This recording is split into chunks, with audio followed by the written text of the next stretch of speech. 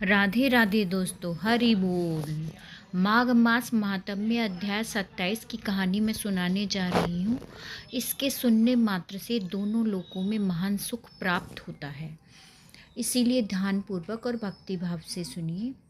प्रेत कहने लगा कि हे पथिक, मैं इस समय तुम्हारे पास जो यह गंगा जल है मांगता हूँ, क्योंकि मैंने इसका बहुत कुछ महात्म्य सुना है। मैंने इस पर्वत पर गंगा जल का बड़ा अद्भुत आश्चर्य देखा था, इसीलिए वह गंगा जल मांगता हूँ। क्योंकि मैं प्रेत योनि में अति दुखी हूँ।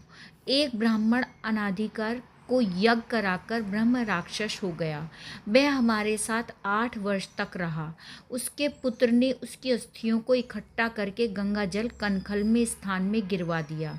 उसी समय वह राक्षसत्व को त्याग कर सद्गति को प्राप्त हुआ। यह मैंने प्रत्यक्ष देखा है, इसलिए मैंने तुमसे प्रार्थना की है कि मैंने पहले जन्म में तीर्थ स्थानों में बड़े बड़े दान लिए थे और उनका प्रायश्चित नहीं किया था। इसी से मैं हजारों वर्ष तक इस प्रेत योनि में, जिसमें अन्न और जल मिलना अति दुर्लभ है, दुख पा रहा हूँ। इस योनि में मुझको हजारों वर्ष बीत गए। इस समय आप जल देकर मेरे प्राणों को जो कंठ तक आ गए हैं बचाओ। कुष्ठ आदि रोगों से भी मनुष्य प्राणों को त्याग करने की इच्छा नहीं करता। देवदूती कहने लगे कि ऐसे उस प्रेत के वचन सुनकर वह ब्राह्मण बड़ा विस्मित हुआ और अपने मन में विचार करने लगा कि संसार में पाप और पुण्य के फल अवश्य आ पड़ते हैं। देव, दानव, मनुष्य, कीड़े मकोड़े भी रोगों से पीड़ित होते हैं। बाल और वृद्धों को मरण, अंधा तथा कुंवरपन, ऐश्वर्य, दरिद्रता, पांडित्य और मूर्खता सब कर्मों से ही होता है। इस कर्म भूमि में जिन्होंने न्याय से धन इकट्ठा किया है वे धन्य हैं। यह सुनकर प्रेत गदगद वाणी से बोला, हे पथिक, मैं जानता हूँ कि आप सर्वज्ञ हैं। आप मुझको जीवन का आधार जल इस प्रकार दो जैसे मेघ चातक को देता है। तब पथिक कहने लगा कि हे प्रेत, मेरे माता पिता भृगु क्षेत्र में बैठे हैं, मैं उन्हीं के लिए जल लाया हूँ। अब बीच में तुमने गंगा के संगम का जल मांग लिया। अब मैं इसी धर्म संदेह में पड़ गया हूँ कि क्या करूँ, परंतु मैं यज्ञों को इतना नहीं मानता जितना प्राण रक्षा को मानता हूँ। इसलिए प्रेत को जल देकर तृप्त करके माता पिता के लिए फिर जल लाऊंगा। लोमश जी कहने लगे कि इस प्रकार उस पथिक ने गंगा जमुना के संगम का जल उस प्रेत को दिया। उस प्रेत ने प्रीति पूर्वक जल को पिया। उसी समय वह प्रेत शरीर को छोड़कर दिव्यधारी हो गया। केरल कहने लगे कि बिंदु मात्र गंगा जल में वह प्रेत मुक्त हो गया। हम समझते हैं कि ब्रह्मा जी भी इस जल के गुण का वर्णन नहीं कर सकते, नहीं तो महादेव जी इस जल को मस्तक पर क्यों धारण करते। इस संसार में जो मनुष्य काया, बाचा और मनसा के पापों से रंग गए हैं वे गंगा जल के बिना नहीं धुलते।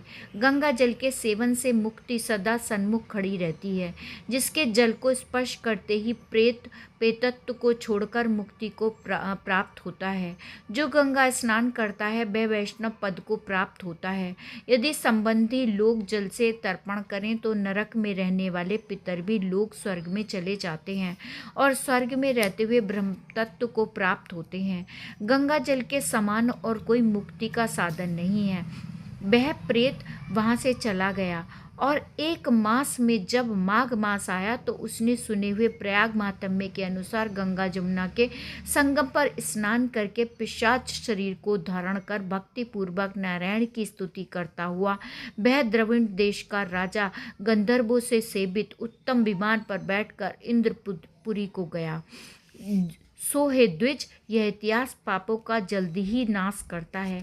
इससे धर्म का ज्ञान होता है। यह पुण्य यश तथा कीर्ति को बढ़ाने वाला है, ज्ञान तथा मोक्ष को देने वाला है। तुम भी सद्गति पाने के लिए प्रयाग चलो। वहाँ पर हम ऐसा स्नान करेंगे जो देवताओं के लिए भी दुर्लभ होता है। वहाँ पर श्राप से पैदा हुआ पिशाच चिन्ह सब नाश को प्राप्त हो जाएगा। इस प्रकार लोमश जी के मुख से अमृत में मधुर कथा को सुनकर मानो अमृत पीकर सब प्रसन्न हुए और पाप रूपी समुद्र से पार हुए। उन्हीं के साथ सब लोगों ने दक्षिण दिशा को प्रस्थान किया। यही मेरा माघ मास महात्म्य 27वां अध्याय समाप्त होता है। मैं अगले माघ मास महात्म्य 28वें में आपको फिर मिलती हूँ। तब तक के लिए मेरे चैनल को सब्सक्राइब करना ना भूलें। राधे राधे।